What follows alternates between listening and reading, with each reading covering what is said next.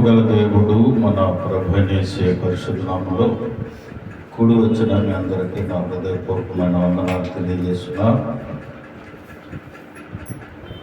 కొద్దిసేపు దేవుని మాట్లాడిందాం. పరిశుద్ధ గ్రంథం నుండి మొదటి రాజుల గ్రంథము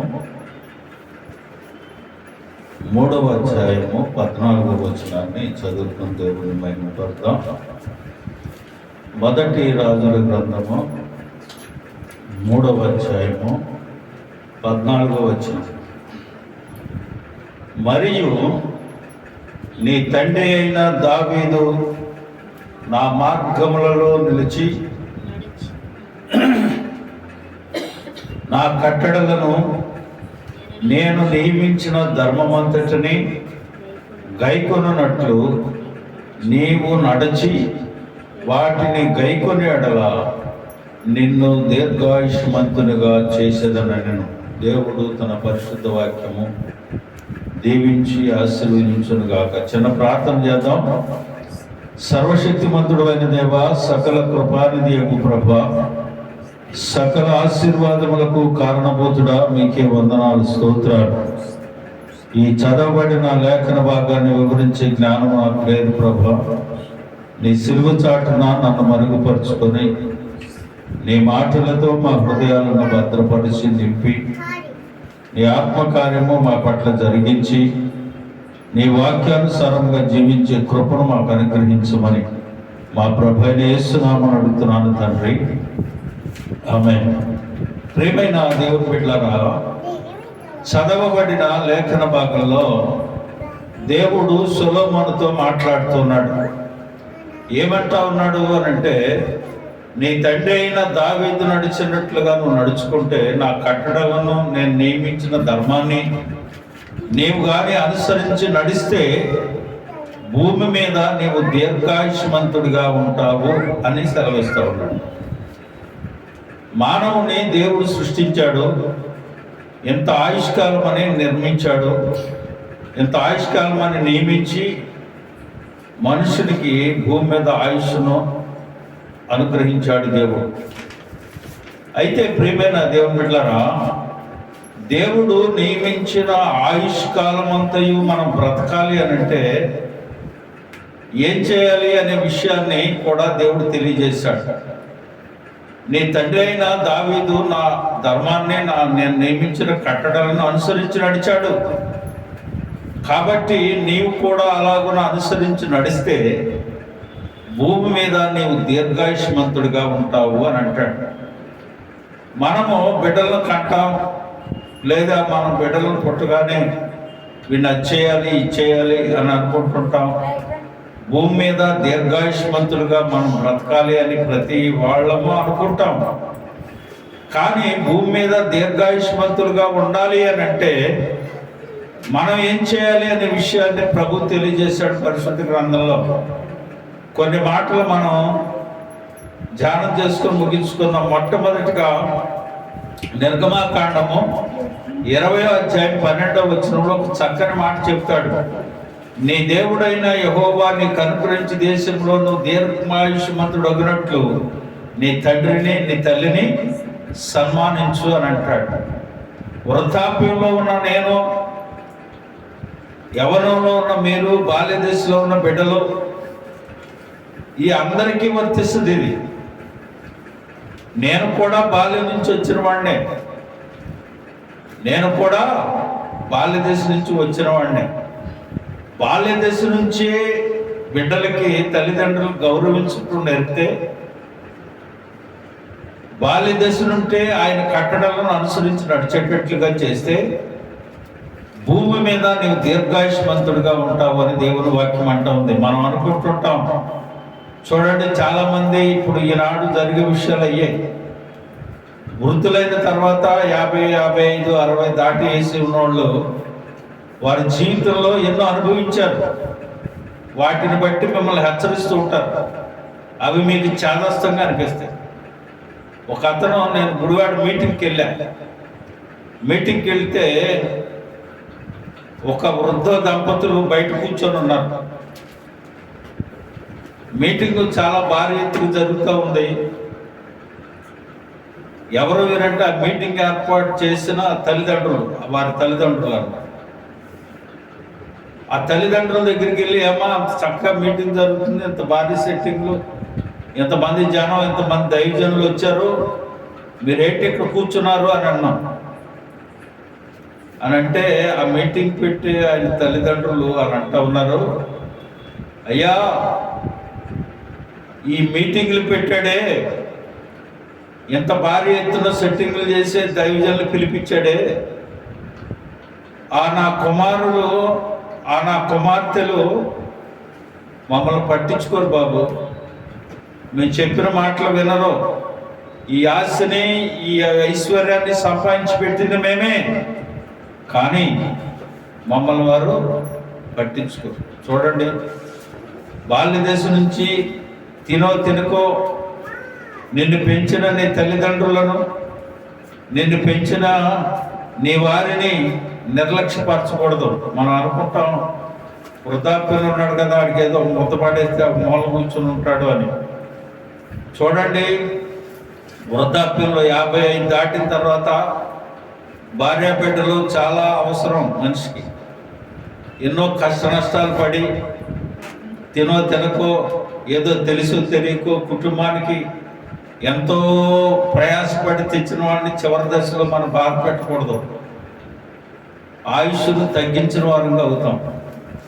ఎన్నో కష్టాలు పడి, నష్టాలు పడి, ఇరుకులు పడి, ఇబ్బందులు పడి, శ్రమలు బాధపడి కుటుంబాన్ని ఆ రీతిగా నడుచుకొచ్చే వారిని మనం ఏం చేస్తూ ఉంటాం? నిర్లక్ష్యపరుస్తూ ఉంటాం. వాక్యం అంటుంది, నీ తల్లిని తండ్రిని నువ్వు సన్మానిస్తేనే భూమి మీద నీకు దీర్ఘాయుషు. నీ తండ్రిని తల్లిని నువ్వు గౌరవిస్తేనే నీకు దీర్ఘాయుషు.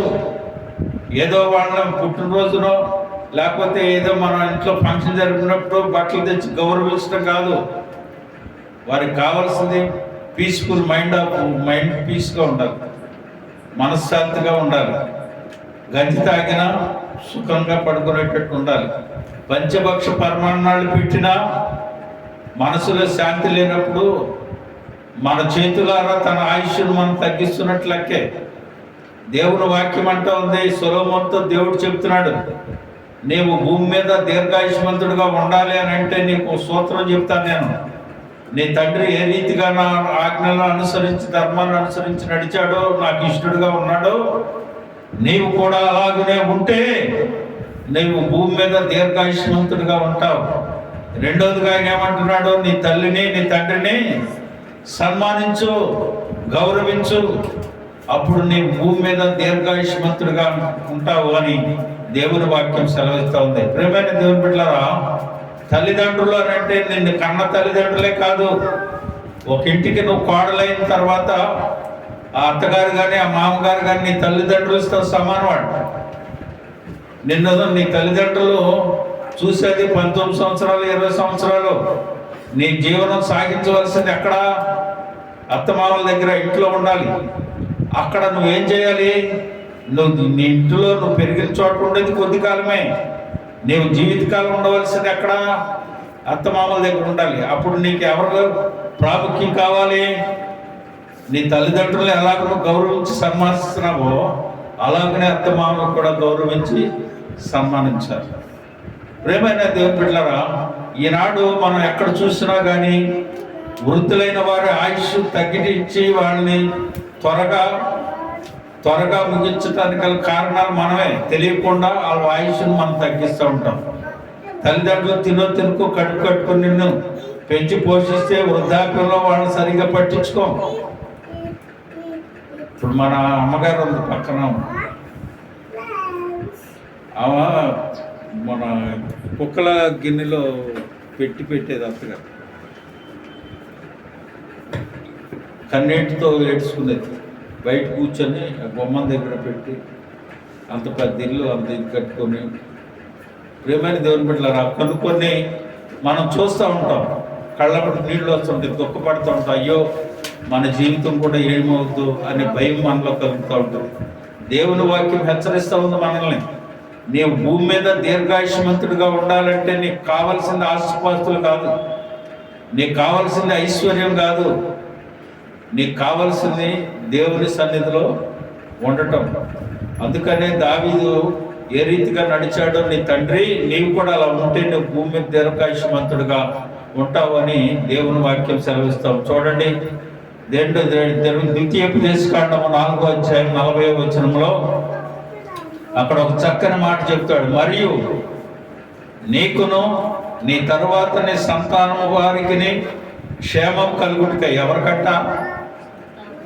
నీకు నీ తర్వాత నీ బిడ్డలకు కూడా క్షేమం కావాలి అని అంటే నీ దేవుడైన యెహోవా సర్వకాలము నీకిచ్చుచున్న దేశములో నీవు దీర్ఘాయుష్మగునట్లు నేడు నేను నీకు ఆజ్ఞాపించు ఆజ్ఞలను కట్టడలను గైకొనవలెను. హల్లెలూయా.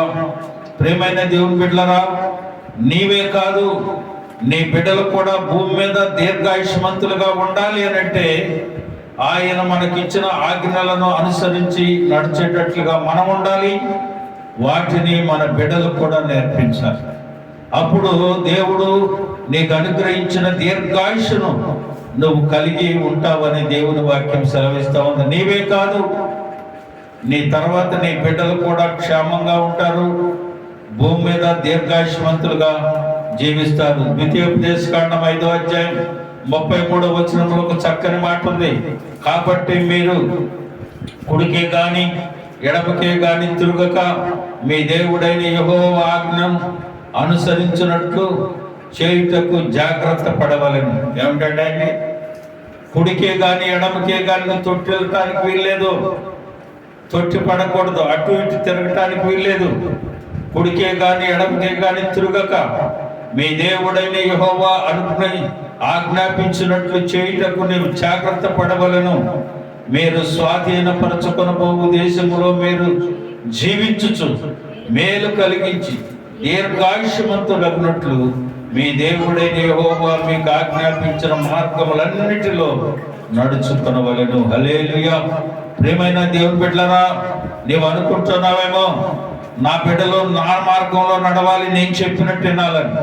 కానీ దేవుని వాక్యం అంటుంది, నా మార్గంలో నడిపించు వారిని, నా ఆజ్ఞలను నా కట్టడలను అనుసరించి నడిచేవారుగా చెయ్యి.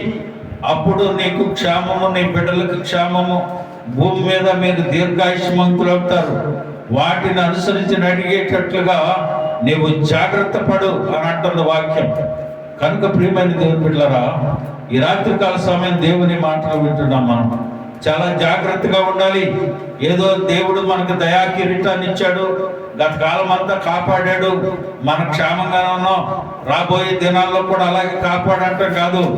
అలా ఉండాలంటే మనం ఏం చేయాలనే విషయాన్ని మనం తెలుసుకోవాలి. సామెతల గ్రంథం 9వ అధ్యాయం 10-11 వచనాల్లో ఒక చక్కని మాట ఉంది. అక్కడ యెహోవా యందు భయభక్తులు కలిగి ఉండబట్టే జ్ఞానమునకు మూలమనియు పరిశుద్ధ దేవుని గురించి తెలివియే వివేచనకు ఆధారమై నా వలన నీకు దీర్ఘాయుషు కలుగునను, నీవు జీవించు సంవత్సరంలో అధికమగును. దేవుని భయము కలిగి ఉండాలి, దేవుని భయభక్తులు కలిగి ఉండాలి, దేవుడిచ్చే జ్ఞానం కలిగి ఉండాలి. పరిశుద్ధకు దేవుని గురించిన వివేచన నీకు ఆధారము చేసుకొని నువ్వు జీవిస్తే భూమి మీద నీవు దీర్ఘాయుష్మంతుడుగా ఉంటావు అని దేవుని వాక్యము సెలవిస్తూ ఉంది. సామెతల గ్రంథం 28వ అధ్యాయం 16వ వచనంలో ఒక చక్కని మాట ఉంది. దుర్లాభము ద్వేషించువాడు దీర్ఘాయుష్మంతుడు అవుతాడు. హల్లెలూయా. ప్రియమైన దేవుని బిడ్డలారా, చాలా మంది చాలా కుటుంబాలలో జరిగేది ఇదే.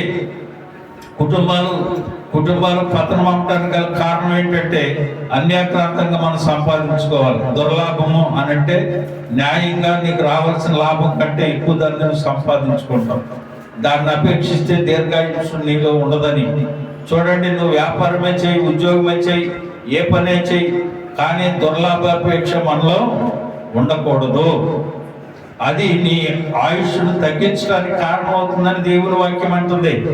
మనం అలా ఉండటానికి వీల్లేదు, అన్యాక్రాంతంగా ఉండటానికి వీల్లేదు, దుర్లాభాపేక్ష ఉండటానికి వీల్లేదు. దేవుడు మనకు అనుగ్రహించింది దాన్ని అనుభవించటం, చేతనైతే ఇతరులకు సహాయం చేయటం, అంతేగాని దుర్లాభం అపేక్షించకూడదు. అది దీర్ఘాయుష్కు కారణం కాదు. దుర్లాభాపేక్ష లేని వాడికి దీర్ఘాయుష్మంతుడుగా ఉంటాడు అని దేవుని వాక్యం సెలవిస్తూ ఉంది. చూడండి, ప్రసంగి అంటాడు 8:13 ఒక చక్కని మాట చెప్తాడు. ఏమంటాడు చూడండి, భక్తిహీనులు దేవుని సన్నిధిని భయపడరు కనుక వారికి క్షేమం కలుగుదనియు వారు నీడ వంటి దీర్ఘాయుష్ను పొందకపోదురని అంటాడు. భక్తిహీనులు దీర్ఘాయుష్ను పొందరట. అర్థమవుతుందా? మరి ఏంటంటే దేవుడు నమ్ముకోనుడు 100 సంవత్సరాలు బతుకునోడు ఉన్నాడు, 104 సంవత్సరాలు ఉన్నాడు, ఇలాగనే ఉండొచ్చు. ఈ భూమి మీద దీర్ఘాయుష్మంతుడుగా ఉండాలి అంటే దేవుని భయం కలిగిన వ్యక్తిలో కొనసాగుతుంది. అంతేగాని ఇష్టానుసారంగా నువ్వు నడిస్తే లాభం లేదు. దేవుని వాక్యం అంటుంది, ప్రియమైన దేవుని బిడ్డలారా, 91వ కీర్తనలో ఒక చక్కని మాట చెప్తాడు ఆయన. చూడండి, మహోన్నతుని చాటు నివసించువాడే, సర్వశక్తి నీడను విశ్రమించువాడు, వేటకాని ఊరిలో నుండి ఆయన నేను తప్పిస్తాడు. ఆయన రెక్కల కింద నీకు ఆశ్రయం కలుగుద్ది. రాత్రి వేళ కలిగే భయంకైనను, పగటి వేళ కలిగే బాణములకైనను, చీకట్లో సంచరించే తెగులకైనను, మధ్యాహ్నమును పాడు చెయ్యే రోగముకు నీవు భయపడవు. ఎందుకంటే నీవు మహోన్నతుని చాటున ఉన్నావు కనుక నీ కనులారా చూర్చకుండా భక్తిహీనులు ప్రతిఫలం కలుగుతుంది. అలాగనే నీ యెహోవా నీవే నా ఆశ్రయం, నీ మహోన్నతుని దేవుని నీవు నివాస స్థలముగా చేసుకున్నావు కనుక నీకు ఏ అపాయము రాదు, నీకు ఏ తెగులు నీ గుడారము సమీపించదు. ఇవన్నీ చక్కని మాటలండి. దేవుడు మనకిచ్చిన ఆయుష్ను భూమి మీద దీర్ఘాయుష్మంతుడు కలిగి ఉండాలంటే మహోన్నతుని చాటును మనం ఉండాలి. మన గృహాలకే కానీ ఏ తెగులే కానీ ఎవడు కానీ మన మీదకి రావటానికి భయపడతాడు. ఎందుకని? మహోన్నతుడైన దేవుని చాటును మనం ఉన్నాం కాబట్టి. అతడు నన్ను ప్రేమించుచున్నాడు కనుక నేను అతన్ని తప్పించేదను, నా నామమును ఎరిగిన వాడు కనుక నేను అతన్ని ఘనపరచెదను. చూడండి, ఈరోజు నిన్న ఆదివారం ఒక చర్చిలో సన్మానం చేశారు, అందరూ గౌరవించారు, చక్కని మాటలు చెప్పారు. ఇవాళ 2 సన్మానాలు. ఉదయం ఒక పాస్టర్ గారు చర్చిలో చేశారు, మధ్యాహ్నం రమ్మన్నారు. మధ్యాహ్నం నేను వెళ్ళలేదు. ఎందుకు చేశారండి? నేను ఏమన్నా వాళ్ళ చుట్టాన్నా, వాళ్ళ పక్కన్నా, లేకపోతే ఏమన్నా తీర్చేసాను చెప్పండి. దేవుని కార్యాల పట్ల ఆతృత కలిగి దేవుని కార్యాల్లో పాల్గొంటున్నాను కాబట్టి వారందరూ పిలిచి నన్ను ఏం చేస్తున్నారు? సన్మానిస్తారు. నేనేం చేశాను? వాళ్ళ చర్చిలోకి వెళ్ళి వాళ్ళ ₹1,00,000 ఇచ్చాను, లేకపోతే వాళ్ళందరిని పిలిచి ఏమన్నా భోజనాలు పెట్టాను మన చర్చిలో? ఏం లేదు. దేవుడు అంటున్నాడు, అతడు నా నామమును ఎరిగిన వాడు కనుక నేను అతని ఘనపరుస్తాను. హల్లెలూయా. ఆయన నామమును ఎరిగాను, ఆయన నేను ప్రేమిస్తున్నాను, ఆయన పరిచర్యలో ఉన్నాను, దేనికైనా తెగించాను. నేను మణిపూర్ వెళ్ళటానికి సిద్ధపడ్డాను, దేనికి ఏదైనా కానీ వెళ్ళాలి అని అనుకున్నాం. వెళ్ళాం. చక్కగా దేవుడు మీ ప్రార్థనలు అన్నీ ఆలకించాడు. అన్ని సంఘాలు, దాదాపు 50 సంఘాల వాళ్ళు డైలీ ప్రార్థనలు చేయటం, గారు ఎలా ఉన్నారు అని అడుగుతూ ఉన్నారు. ప్రియమైన దేవుని బిడ్డలారా, దేవుని పనిలో కొనసాగేటప్పుడు మనం భయపడవలసిన పనేమీ లేదు. ఆయన అంటాడు, అతడు నాకు మొరపెట్టగా నేను అతనికి ఉత్తరం ఇచ్చేదను, శ్రమలో నేను అతనికి తోడై ఉందను, అతన్ని విడిపించి అతని గొప్ప చేసేదను, దీర్ఘాయువు చేత అతనిని తృప్తిపరచెదను, నా రక్షణ అతనికి చూపించేదను. హల్లెలూయా. అంతకంటే భాగ్యం ఏముంది చెప్పండి? ఈ లోకంలో ఎన్ని కట్టుకున్నా, ఎన్ని చేసుకున్నా, ఎంత మనకు ఆస్తిపాస్తులు కలిగి ఉన్నా, ఎంత చక్కనమైన పరిచర్యలు మనం చేస్తూ ఉన్నాం, దేవుని చేతిలో మనం ఉండాలి. ఆయన నీడలో మనం విశ్రమించాలి, ఆయన పరిచర్యలో మనం ఉండాలి, ఆయన నామం ఎరిగి ఉండాలి, ఆయన్ని ఘనపరచాలి. దేవుడు మనం చేసే మరణం ఆలకిస్తాడు. ఏ తెగులు మన గుడారాలు సమీపించకుండా ఉంటాయి. ఆయన అంటాడు, శ్రమలో నేను అతనికి తోడై ఉండి అతను కాపాడుకుంటాను, దీర్ఘాయువు చేత అతనిని తృప్తిపరచెదను, నా రక్షణ అతనికి చూపెదను. హల్లెలూయా. ప్రియమైన దేవుని బిడ్డలారా, ఇంతకీ నేను చెప్పొచ్చేది ఏంటంటే, ఏదో అయ్యగారు వాడు పుట్టినరోజు అని అనుకుంటాం కాదు. నా పుట్టినరోజు అని మీకు చెప్పలేదు, ఫంక్షన్ చేయలేదు. ఎందుకని? దేవుడు మనకిచ్చిన ఆయన కృతజ్ఞతాస్తుతులు చెల్లించాలి. దేవుడు మనకిచ్చిన ఆయురారోగ్యాన్ని బట్టి, ఆయుష్ని బట్టి ఆయన గణపరచాలి. ఆయన అంటున్నాడు, అతడు నా నామమ్మని ఎరిగిన వాడు కనుక నేను అతన్ని గణపరుస్తాను. నేను అతనికి శ్రమలో తోడుగా ఉంటా. అతను ప్రేమిస్తున్నాను. ఆయన రాకపోకలో ఖాళీ తోడుగా ఉంటా. ఏ అపాయం నేను భయపడవలసిన పని లేదు. ఎందుచేత అంటే అతడు నా నామమును ఎరిగినవాడు, నా రక్షణ పొందుకున్నాడు. నా రక్షణ అతనికి నేను చూపించేదను. హల్లెలూయా. కనుక ప్రియమైన దేవుని బిడ్డలారా, ఈ రాత్రికాల సమయం మరి నన్ను, నా కుటుంబాన్ని జ్ఞాపకం చేసుకోనండి. అలాగనే దేవుడు ఇప్పటి వరకు ఆయన ఇచ్చిన ఆయురారోగ్యాలతో కాచి కాపాడుకున్నారు. ముందు కూడా ఆయన పరిచర్యలో కొనసాగేటట్లుగా ఎంతో గొప్ప పరిచర్య ఉంది నా ముందు. సాగించడానికి అనేక మంది మరి రమ్మంటున్నారు. ఇంకా సన్మానాలు జరుగుతూ ఉన్నాయి. ఇంకా వాళ్ళకు డేట్లు ఇవ్వలేదు. రోజుకో చోట పరిచర్య జరుగుతూనే ఉంది. కానీ మరి మంచి ఆరోగ్యము దేవుడు అనుగ్రహిస్తే తప్పకుండా మరి ఆయుష్ ఉన్నంత మటుకు ప్రభు యొక్క పరిచర్య కొనసాగేటట్టు నన్ను, నా కుటుంబాన్ని జ్ఞాపకం చేసుకునండి. అలాగనే మరి చిన్న కుమారుడికి చేతికి గాయమే, ఆ కారు డోర్ వేసేటప్పుడు చెయ్యి బ్రేక్ అయిందంట. దానికి ఆపరేషన్ చేయాలని అంటే వచ్చాడు. దేవుని దయ వల్ల ఎక్స్రే చూపించిన తర్వాత ఏమికే వెళ్ళలేదు, తొలగింది, కట్టేస్తే సరిపోద్దని మా నాటు వచ్చి కట్టేపించాం.